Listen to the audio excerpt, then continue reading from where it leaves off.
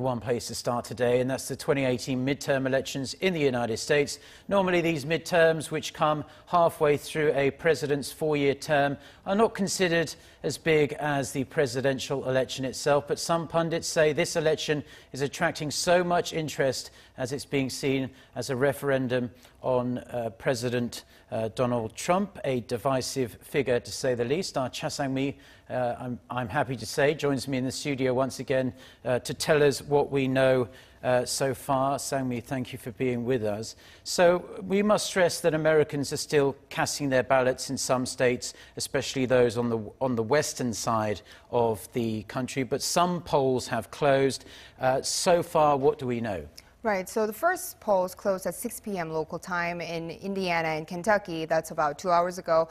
And 6 more states have been closing. They include Virginia, Florida, and Georgia. And now back to the state of Indiana, which is one of the closely watched states. Democratic Senator Joe Donnelly is being challenged by businessman Mike Brown in a tight race in a state where Trump won by 20% points back in 2016. And just around now, we are standing by for the polls closing in some 23 more states, mainly along the East Coast, but also including Texas, Tennessee, and Michigan.